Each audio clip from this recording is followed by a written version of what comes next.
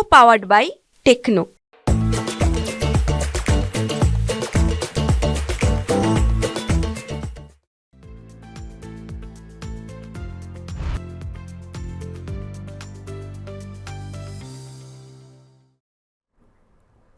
सुप्रभात, good morning. सोमवार की सुबह क्या खरीदें क्या बेचें में आपका बहुत बहुत स्वागत है। मैं हूं आपके साथ संदीप ग्रोवर और इस हफ्ते बाजार में किस तरह का एक्शन देखने को मिल सकता है, आपको कैसे रणनीति बनानी है, इस पर बातचीत करते हैं। लेकिन उससे पहले शुक्रवार का सेशन जो कि अक्टूबर सीरीज का पहला दिन था लेकिन हफ्ते का आखिरी कारोबार दिन था, वहां पे किस तरह का एक्शन देखने को मिला, पहले उसकी बातचीत करते हैं, फिर स्ट्रैटेजाइज करेंगे कि इस हफ्ते में आपको बाजार में कैसे रणनीति बनानी है। इस पर बातचीत करने के लिए, हमें गाइड करने के लिए हमारे साथ चार्ट एंड ट्रेड के फाउंडर विकास बगारिया जी हमारे साथ कार्यक्रम में शामिल हो चुके हैं। वेरी गुड मॉर्निंग सर, महीना इन पर आपका बहुत बहुत स्वागत है। गुड मॉर्निंग संदीप जी, सभी दर्शकों को गुड मॉर्निंग। तो सबसे पहले सर, अगर हम बाजार का जो पिछले हफ्ते का प्रदर्शन है या फिर शुक्रवार को जो अक्टूबर सीरीज की शुरुआत हुई थी उसको देखें तो थोड़ी नरमी के साथ हमने देखा कि शुरुआत होती हुई नजर आई। हालांकि सितंबर सीरीज बाजार के लिए बहुत स्ट्रांग थी। इनफैक्ट एक्सपायरी के दिन भी हमने देखा था कि बाजार में काफी अच्छा एक्शन था। 2 दिन से लगातार रिकॉर्ड हाइज बन रहे थे, लेकिन 2 दिन की जो मजबूती है उस पर शुक्रवार के सेशन में ब्रेक लगता हुआ दिखा है। तो जो वीकली क्लोजिंग हुई है वो भी कमजोरी के साथ हुई और अक्टूबर सीरीज की शुरुआत भी हल्की नरमी के साथ ही हमने आती हुई दिखी। निफ्टी 40 अंकों से ज्यादा गिरा, सेंसेक्स में भी करीब 250 अंकों के आसपास की गिरावट थी। बैंक निफ्टी में ज्यादा प्रेशर था, 550 अंकों के आसपास का गोता लगाकर हमने देखा। बैंक निफ्टी में जो क्लोजिंग है वो शुक्रवार के सेशन में देखने को मिली। इंटरडे में देखें तो निफ्टी ने जरूर रिकॉर्ड हाई टच किया था 26,277 का, लेकिन हायर लेवल से हमने देखा जो प्रॉफिट बुकिंग है वो लास्ट आवर ऑफ ट्रेड में काफी ज्यादा बढ़ती हुई दिखी। तो दिन की ऊंचाई से निफ्टी में आप देखें 100 अंकों से ज्यादा की गिरावट के साथ क्लोजिंग देखने को मिली। सेंसेक्स ने भी रिकॉर्ड हाई टच किया था, लेकिन जिस लेवल पर रिकॉर्ड हाई हमने बनता हुआ देखा वहां से करीब 400 अंकों के आसपास की गिरावट सेंसेक्स में भी देखने को मिली। बैंक निफ्टी की बात करें तो रिकॉर्ड हाई तो नहीं बने, लेकिन हाँ जो दिन का उच्चतम स्तर था 54,338 का, वहां से बैंक निफ्टी में करीब 500 अंकों के आसपास की गिरावट देखने को मिली। तो नेट देखा जाए तो अक्टूबर सीरीज या तो फिर पिछले हफ्ते की जो वीकली क्लोजिंग है वो एक कमजोर नोट के साथ ही देखने को मिली है। इसके क्या मायने समझे सर निफ्टी की जो शुक्रवार को एक कमजोर क्लोजिंग देखने को मिली है? क्या ये चिंताजनक है या फिर एक महज प्रॉफिट बुकिंग थी? इस हफ्ते फिर से तेजी का ट्रेंड ही जारी रहेगा, कैसे रीड कर रहे हैं आप? जी देखिए सर, एक तो अच्छा खासा रन अप बाजार ने लोअर लेवल से लिया था, बट जो चाइना की तरफ से जो डेटा आई थी ना 50 बीपीएस रेट कट की, कहीं ना कहीं चाइना एक स्लो इकोनॉमिक स्लो डाउन पे चला था। और ये जो था, जो डेटा आने के बाद क्या हुआ कि ऐसा एजम्पशन हो रहा था कि कहीं ना कहीं एफआईज का एक प्रॉफिट बुकिंग आएगा और वो थोड़ा सा पैसा अभी शॉर्ट टर्म के लिए चाइनीज मार्केट की तरफ डाइवर्ट होते हुए नजर आएंगे। हम्म। और अगर हम लोग देखेंगे तो लास्ट कुछ दिन से चाइना के मार्केट में एक तेजी देखने भी मिल रही थी। एंड ये हुआ कि ये जैसे ही आया, और इसके साथ साथ अगर हम लोग रोल ओवर का डेटा को चेक करेंगे सर, तो रोल ओवर के डेटा पे जो अक्टूबर सीरीज में था 80% के करीब एफआईआईज के जो लॉन्ग पोजीशंस के कॉन्ट्रैक्ट बिल्डअप थे। तो ये कभी आमतौर पे हम लोग लास्ट 2 एक्सपायरीज को छोड़ दे तो इसके अलावा देखते हैं कि जब भी एफआईआईज की जो पोजीशन 80% के करीब पहुंचती है लॉन्ग्स की, तो कहीं ना कहीं थोड़ा मुनाफा वसूली देखने मिलती है। ठीक है, तो एक ये पोजीशंस थे और चाइना की तरफ से जो डेटा है उसके चलते प्रॉफिट बुकिंग ट्रिगर हुआ है। तो थोड़ा सा लोअर लेवल पे बाजार और थोड़ा सा हल्का सा डिप ले सकता है, बट हमारे टेक्निकल चार्ट्स वीकली और मंथली चार्ट बहुत ही रोबस्ट हैं। तो कहीं ना कहीं लोअर एंड पे फिर से हमें बाजार एक बाइंग अपॉर्चुनिटी देता हुआ नजर आएगा इस सप्ताह। ओके, तो क्या इंपॉर्टेंट लेवल्स होंगे निफ्टी के लिए सर? कहाँ तक अगर निफ्टी गिर भी जाता है तो कोई ऐसी घबराने या चिंता करने की बात नहीं है, और ऊपर में क्या लेवल्स नजर आ रहे हैं? हाँ देखिए, ऊपर में ट्रेंड अप है। अगर हम लोग वीकली चार्ट की बात करें तो वीकली चार्ट में बाजार ने फिर डिसाइसिवली एक लेवल को तोड़ा है। अगर मैं लॉन्ग टर्म, अगर कोई लोग थोड़े मीडियम टर्म के ट्रेडर है तो उनके लिए निफ्टी में 25,400 500 अभी आने वाले दिनों के लिए एक बहुत इंपॉर्टेंट सपोर्ट जोन है। और जो लोग डे ट्रेडर है या जो लोग शॉर्ट टर्म मतलब एकदम बहुत ही छोटे दिन के लिए, छोटे टाइम फ्रेम पे काम करते हैं, उनके लिए 25,850 एक इंपॉर्टेंट सपोर्ट जोन है। जब तक बाजार इसके ऊपर मेंटेन्ड है तो बाजार में बड़ी गिरावट देखने नहीं मिलेगी। कहीं ना कहीं 26,000 के पास आके, 25,950 के पास आके निफ्टी वापस एक बाइंग अपॉर्चुनिटी देता हुआ नजर आएगा। मेन करेक्शन आएगा अगर ये लेवल टूटता है, तब 25,500 तक के लिए बाजार वापस आ सकता है। अच्छा, और ऊपर में जो लोग लॉन्ग बैठे हैं या आप बाय ऑन डिप्स की जो रणनीति बता रहे हैं, ऊपर में क्या लेवल्स है निफ्टी के लिए इंपॉर्टेंट? देखिए, ऊपर में अगर मैं फिबोनाची लेवल्स की बात करूं और अगर मैं फिबोनाची लेवल्स के हिसाब से 1 आवर के टाइम फ्रेम पे प्लॉट करता हूं, तो अभी जो एक्सटेंशन लेवल्स आ रहे हैं वो आ रहे हैं 26,766 के करीब पे। तो बाजार कहीं पे भी डिप के पास आता है और अगर वहां से कोई भी रिवर्सल कैंडल बनाता है तो निफ्टी के जो नेक्स्ट टारगेट होंगे वो फिबोनाची के 2.61 के जो रेशियोज है उसके हिसाब से 26,750 तक मूव 753 तक मूव करता हुआ नजर आएगा। 26,753 तक के जो जोन्स हैं वो निफ्टी में देखने को मिल सकते हैं। ये फिलहाल राय है, जब तक 25,850 नीचे में शॉर्ट टर्म में नहीं टूटता है तब तक ऐसी घबराने की बात नहीं है, और वो लेवल टूट भी जाता है तो 25,500 तक के लेवल्स आएंगे, लेकिन चार्ट्स में कोई बहुत बड़ी गिरावट के इंडिकेशन फिलहाल नहीं देखने को मिल रहे हैं। निफ्टी बैंक की जहाँ तक बात है तो हमने देखा सर वहाँ पे प्रेशर ज़्यादा देखने को मिल रहा था, और 54,000 के नीचे की जो क्लोजिंग है वो देखने को मिली है। ये जो 54,000 का लेवल है सर, इसके साथ हमने देखा पिछले हफ्ते पूरा हमने आंख मिचौली होती हुई देखी है। कभी ऊपर क्लोज हो रहा था, कभी नीचे, कभी एक दिन के बाद ऊपर हो रहा था, कभी एक दिन ऊपर बंद होने के बाद फिर नीचे, और फ्राइडे के सेशन आप देखिए फिर से हमने देखा 54,000 का जो लेवल है उसको क्लोजिंग बेसिस पर बैंक निफ्टी सस्टेन नहीं कर पाया है। तो ये 54,000 का जो इंपॉर्टेंस है सर कितना है बैंक निफ्टी के लिए? कि 54,000 का जो इम्पोर्टेंस है बैंक निफ्टी के लिए बहुत ज्यादा है। और अगर अलबत्ता मैं कहूँ भी एक साइकोलॉजिकल फिगर है, बट अगर हम लोग देखें तो बैंक निफ्टी में जो प्रीवियस टॉप वीकली चार्ट के हिसाब से फर्स्ट ऑफ जुलाई का जो प्रीवियस टॉप बना था वो था 53,357 का। उस टॉप को बैंक निफ्टी ने जो ये जो लास्ट वीक का क्लोजिंग गया था 16 सितंबर वाले वीक का, उसमें बैंक निफ्टी ने एक 1855 मतलब 3.5% के कैंडल के साथ एक इनगल्फिंग बुल कैंडल के साथ में इसको पार किया था। तो इस वीक एक लैकलस्टर मूव आना था। बट जब तक बैंक निफ्टी इन लेवल्स को नहीं तोड़ता है 53,200 5300 के नीचे बैंक निफ्टी नहीं जाता है, तब तक बैंक निफ्टी में कोई बड़े करेक्शंस देखने नहीं मिलेंगे।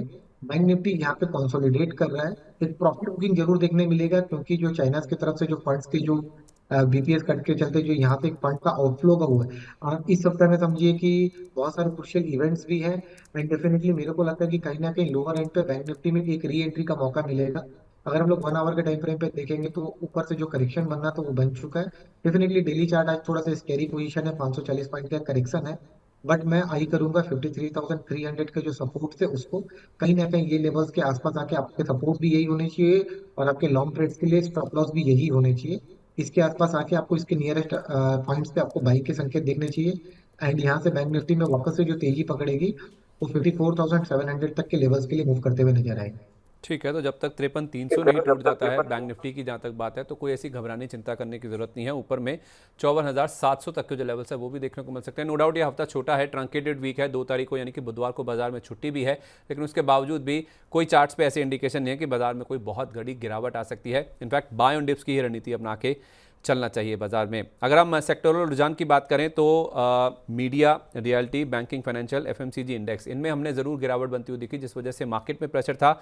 लेकिन कुछ सेक्टर ऐसे भी हैं जो कि आउट परफॉर्म कर रहे थे, उसमें तेल गैस सबसे आगे था, PSU, pharma, energy, metal, PSU banks, ये कुछ ऐसे इंडेक्स हैं जो कि हरे निशान के साथ शुक्रवार को भी बंद हुए, बावजूद इसके कि बाजार कमजोर था।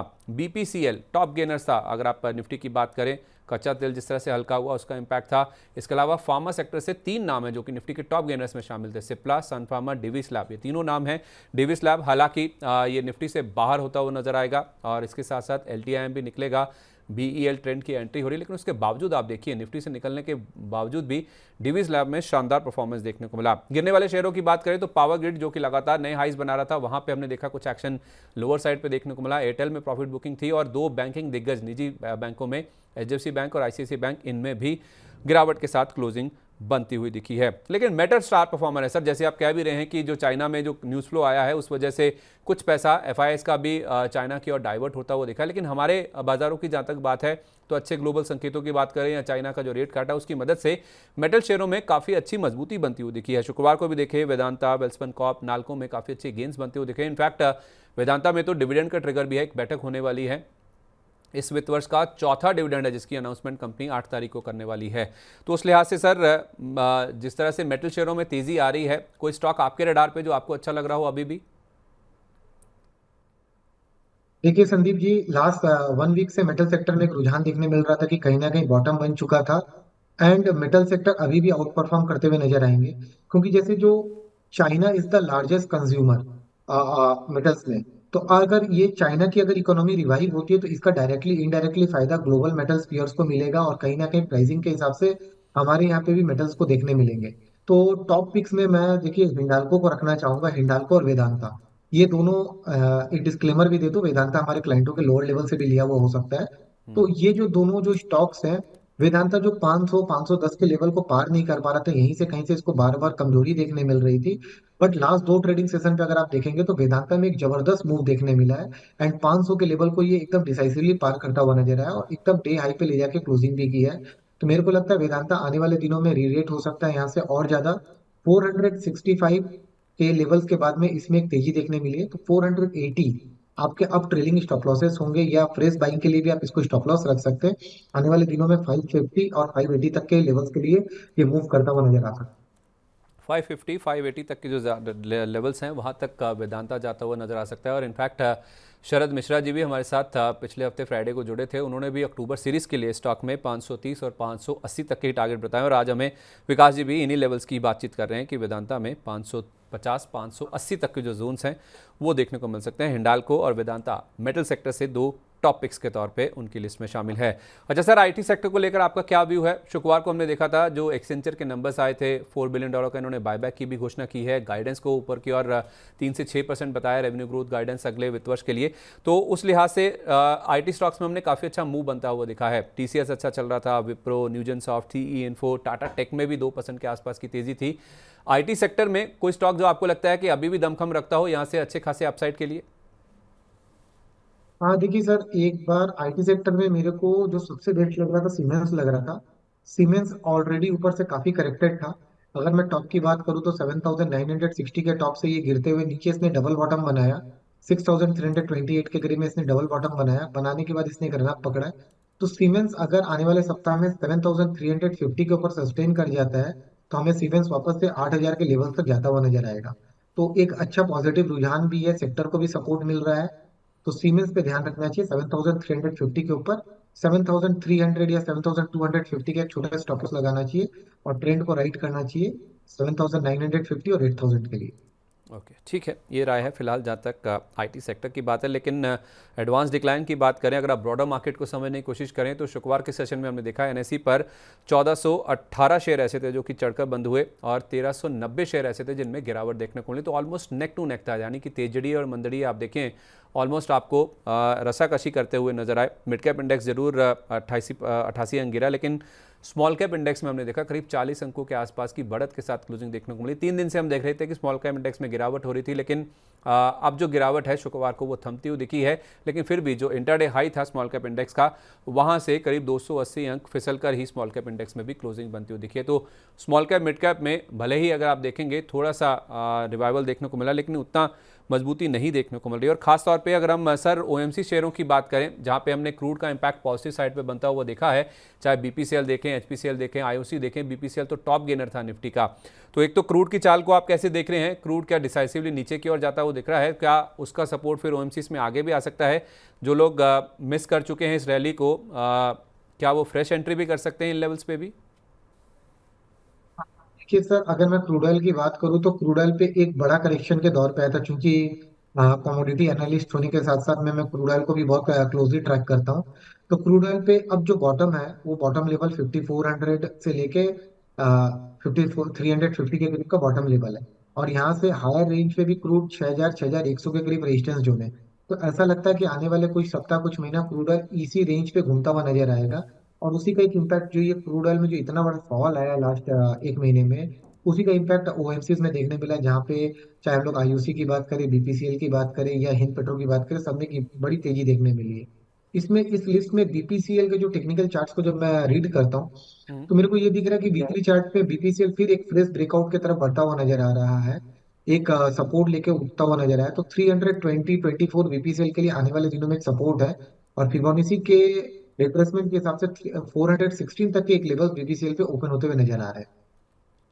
तो क्या 460 तक जाता हुआ नजर आएगा? ये कितना टाइम फ्रेम देना होगा? 416, हाँ 416 तक ये जाता हुआ नजर आ रहा है। टाइम फ्रेम मेरे को लगता है 3 से 4 हफ्ते के अंदर में ये लेवल्स हिट करने चाहिए, क्योंकि एक बड़ा ब्रेकआउट हुआ और वॉल्यूम के साथ हुआ। अगर आज के डेली चार्ट में आप देखेंगे तो volume activity is very good.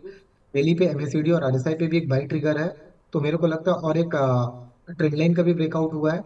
तो मेरे को लगता है कि आने वाले दिनों में 400 और 416 के लेवल्स जो है बहुत तेजी से देखने मिलेगा। नजरिया रखिए 4 से 5 हफ्ते का। 416 यानी कि 416, मुझे लगा आपने 460 का लेवल बोला है, तो 3 से 4 हफ्ते का समय अगर आप देखेंगे तो बीपीसीएल में 400 और उसके बाद 416 तक के जो टारगेट्स हैं वो आसानी से आते हुए नजर आ सकते हैं। एक नए ब्रेकआउट की ओर ये स्टॉक बढ़ता हुआ नजर आ रहा है। क्या इसी तरह का ब्रेकआउट अक्टूबर सीरीज में भी देखने को मिलेगा? चलिए सीरीज की तैयारी करते हैं, क्योंकि एक ही दिन बीता है और कमजोर नोट पर हमने देखा कि सीरीज की शुरुआत हुई है। तो ये सीरीज कैसी रहने वाली है और खासतौर पर कुछ ऐसे सेक्टर्स, ऐसे स्टॉक्स जहां पर ज्यादा एक्शन देखने को मिल सकता है, उनकी बातचीत करते हैं। शुक्रवार को हमने देखा था सर, चीनी शेयरों में जबरदस्त एक्शन बनता हुआ दिखा था, क्योंकि फूड मिनिस्टर की ओर से बयान निकल के सामने आया था कि एमएसपी को लेकर, इथेनॉल प्राइसेस को लेकर हो सकता है कुछ बड़ा ऐलान आता हुआ दिखे। और उसका इंपैक्ट आप देखिए किसी भी चीनी शेयर में देख लीजिए, रेणुका शुगर देखिए, बलरामपुर चीनी, बजाज हिंदुस्तान, प्राज इंडस्ट्रीज भी अगर आप देखेंगे जो कि इंडस्ट्री सेटअप करने में मदद करता है, इसमें भी काफ़ी ज़बरदस्त मूव देखने को मिल रहा था। चीनी शेयरों में ये जो शुक्रवार को तेजी आई है सर, ये क्या लंबी चलने वाली है? और ये जो खरीदारी शुरू हुई है, अगर ये लंबी चलनी है तो कहाँ पे अभी भी खरीदारी के मौके हैं? हाँ देखिए सर, शुगर सेक्टर पे मैं प्राज इंडस्ट्री को एज एन एंसिलरी बोलिए या एज ए सेटअप के हिसाब से बोलिए, मैं इसको बहुत क्लोजली ट्रैक करता हूँ। एंड मेरे को लगता है कि प्राज इंडस्ट्री में आने वाले दिनों में अगर किसी का नजरिया साल से 1.5 साल का है तो प्राज इंडस्ट्री यहाँ से 1200 से 1500 के लेवल तक मूव करता हुआ नजर आएगा।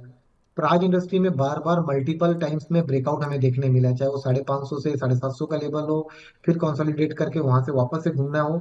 और अभी फिर से इसने 750 710 के करीब में एक इंपॉर्टेंट बेस बनाया, बेस बनाने के बाद एक बड़ा मूव देखने मिला है। तो प्राज इंडस्ट्री प्रीवियस हाइस को जैसे ही तोड़ते हुए नजर आएगा। अभी अगर मैं प्राज इंडस्ट्री की चार्ट को देखूं तो ये जैसे ही 820-30 के ऊपर मूव करेगा, वापस से ये ब्लू स्काई टेरिटरी में एंटर करता हुआ नजर आएगा। और इस बार जिसके टारगेट बनेंगे 955 के बनेंगे। और फिबोनाची के लेवल्स के हिसाब से जिस तरीके से इसके बुलिश मूव्स चल रहे हैं, कहीं ना कहीं 1000 रुपए के फिगर को भी टच करता हुआ नजर आता है आने वाले 2 से 3 महीने पे। बट मैं नजरिया थोड़ा सा रखूंगा, इन्वेस्टर को बोलूंगा कि ये फंडामेंटली भी स्ट्रॉन्ग स्क्रिप्ट है तो इसमें बने रहिए। 4 से 6 महीने का नजरिया रखेगा तो आई थिंक ये शेयर 1200 से 1400 रुपए तक के लिए मूव करता हुआ नजर आएगा। इसकी एक ट्रेलिंग स्टॉप लॉस 700 रुपए की रहेगी। तो 4 से 6 महीने का समय देना है या 1 से 1.5 साल का, जो आप 1200 से 1500 के टारगेट बोल रहे हैं?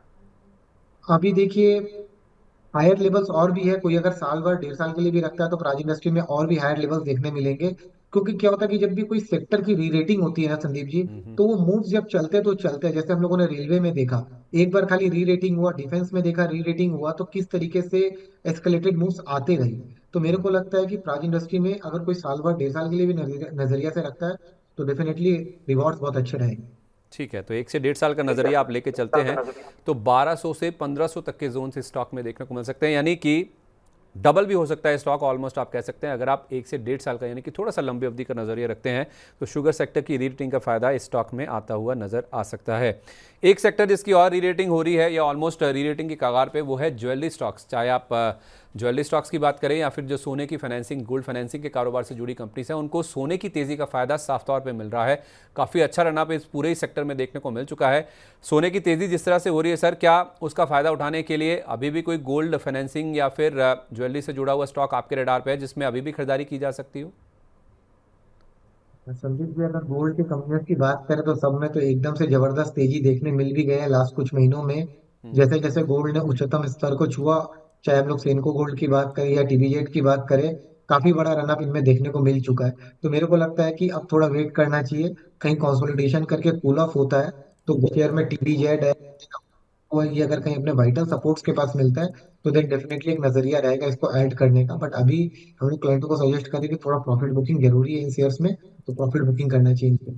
प्रॉफिट बुकिंग करनी चाहिए, क्योंकि ज्वेलरी स्टॉक्स में रनअप बहुत अच्छा देखने को मिला। टीवीजी अच्छा शेयर है लेकिन सपोर्ट के आसपास आए, नीचे मिले तो आप यहाँ पे ज़रूर खरीदारी करके चल सकते हैं।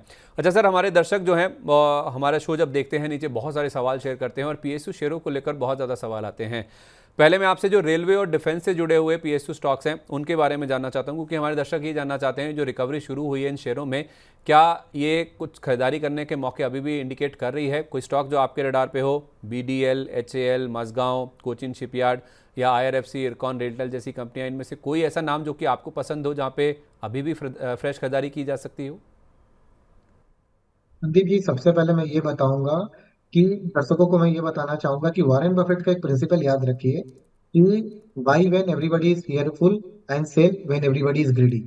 रेलवे सेक्टर के बजट्स के पहले तक इतने हाइप्स क्रिएट हो गए थे कि इतना बड़ा एलोकेशन डिफेंस को मिलेगा, इतना बड़ा एलोकेशन रेलवे को मिलेगा।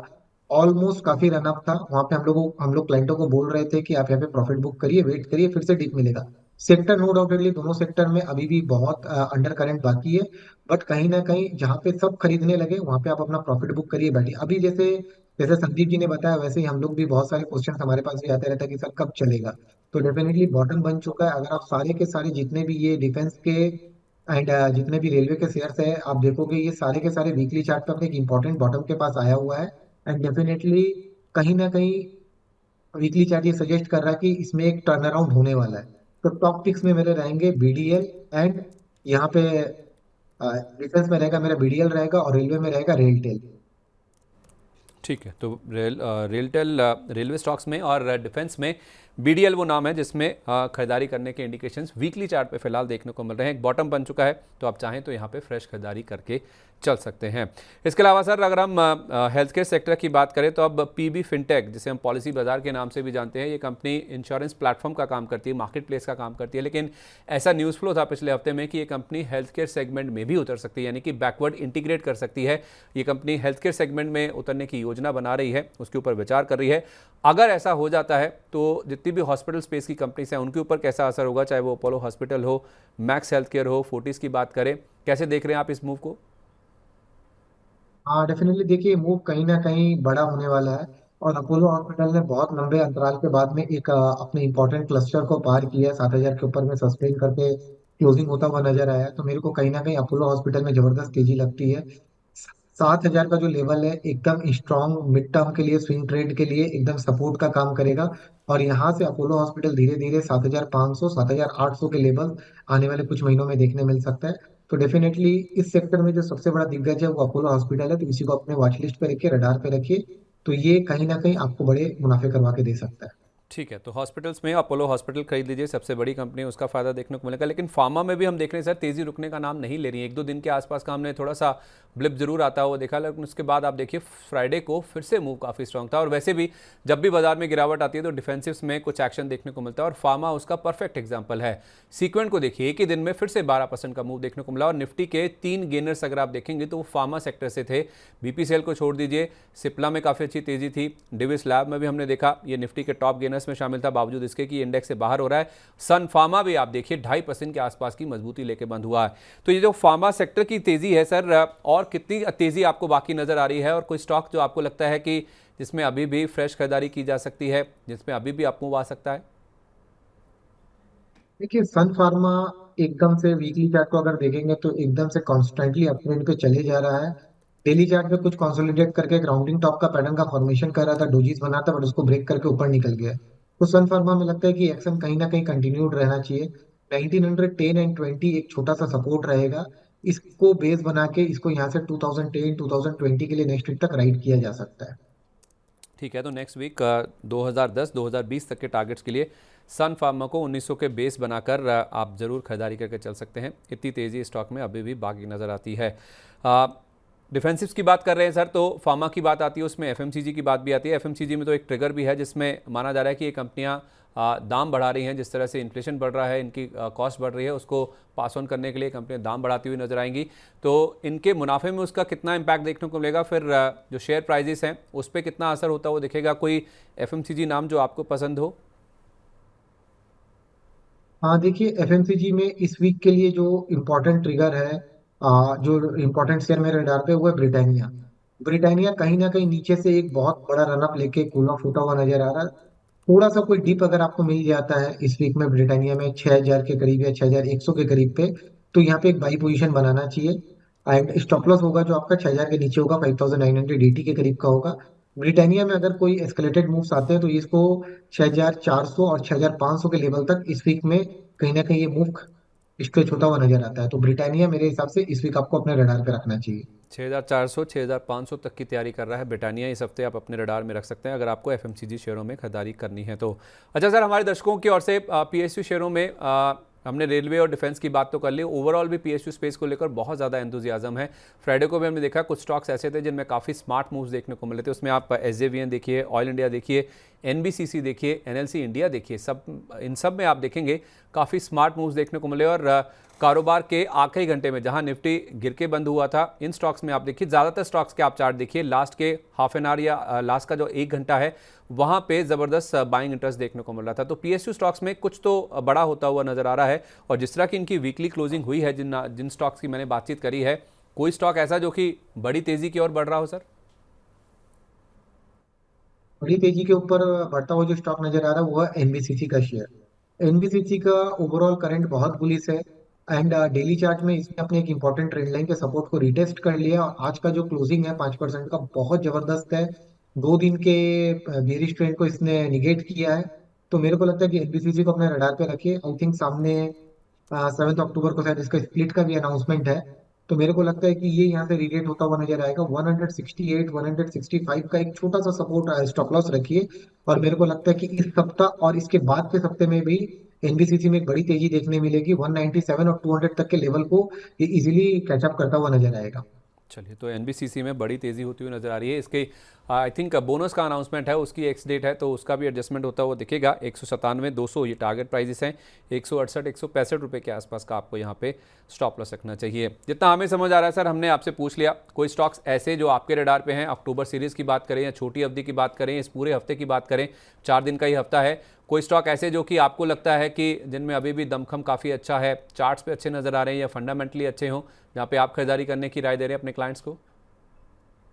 हाँ, डेफिनेटली पावर का एक स्टॉक रहेगा जो कि बहुत परिचित है, मतलब आप लोगों के लिए बहुत चिर परिचित स्टॉक भी है, Tata power. Tata power technical charts पे बहुत अच्छा लग रहा है। अगर मैं टाटा पावर के चार्ट्स की बात करूं तो टाटा पावर में एक फ्रेश ब्रेकआउट हमें वीकली चार्ट पे देखने मिला है। इस हफ्ते एक अच्छा खासा 10% के मूव लेके इसने बंद किया है। इसके ट्रॉम्बे प्लांट में वो आग लगने की न्यूज के बाद में भी उस दिन 2 से 3% गिरने के बाद संभल गया। और संभलने के बाद लास्ट वीक में ये वापस से तेजी पकड़ा है। एंड मैं बात करूं इस वीक के लिए और आने वाले सप्ताह के लिए, टाटा पावर को तेजी की तरफ प्ले करिए। 460 65 एक इंपॉर्टेंट सपोर्ट जोन रहेगा टाटा पावर के लिए। और मेरे को लगता है कि टाटा पावर यहाँ से जो मूव करते हुए नजर आएगा 520 550 और 600 के लिए भी रहेगा। मीडियम अवधि के जो ट्रेडर है जो स्विंग ट्रेड करना चाहते हैं वो 465 का स्टॉप लॉस रखे। और जो थोड़ी सी लंबी अवधि के लिए वो 444 का स्टॉप लॉस रखे। और इस वीक और नेक्स्ट वीक में मेरे को लगता है कि टाटा पावर में एक बड़ी तेजी देखने मिल सकती है। ठीक है, कोई और दूसरा भी नाम है सर जहाँ पे आप खरीदारी करने की राय दे रहे हैं? हाँ सर, दूसरा स्टॉक मेरा रहेगा एक्साइड इंडस्ट्री का। जैसे टाटा पावर की बात किया वैसे ही टेक्निकल चार्ट्स पे अगर मैं एक्साइड इंडस्ट्री की बात करूं तो एक बड़े बड़े कंसोलिडेशन के बाद में, मतलब कंसोलिडेशन तो क्या ही बोलूं, एक बड़े फॉल के बाद में, एक लंबे रनअप के बाद में 617 का हाई दिखाने का स्टॉक में कंटिन्यूअस डाउन ट्रेंड आया था। डेली चार्ट में अपने ये 200 दिन के मूविंग एवरेज के पास आया है।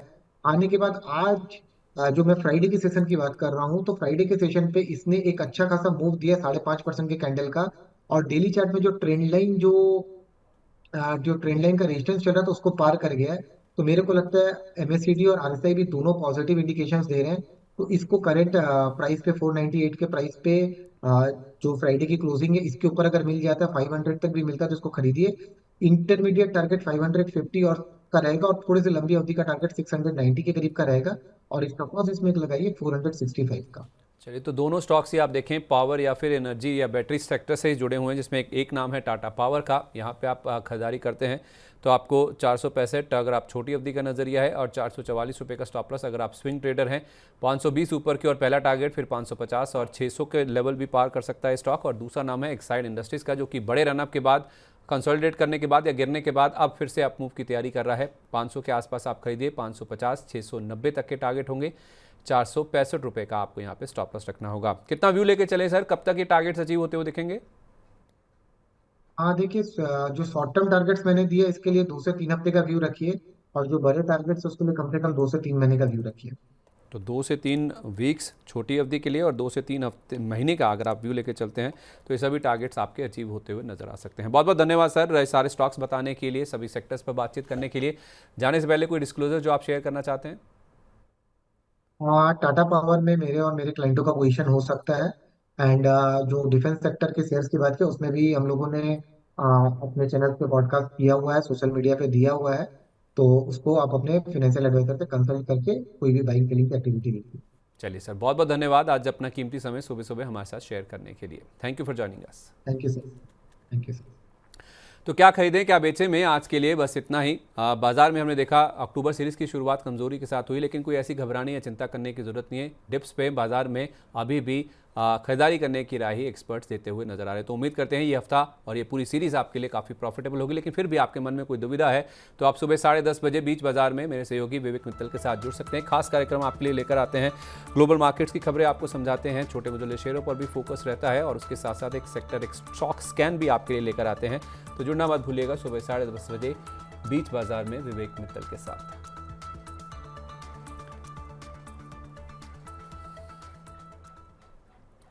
चलिए, तो क्या खरीदें क्या बेचें को यहीं पर समेटते हैं। मुझे दीजिए इजाजत, अब आपसे कल मुलाकात होगी, तब तक के लिए नमस्कार।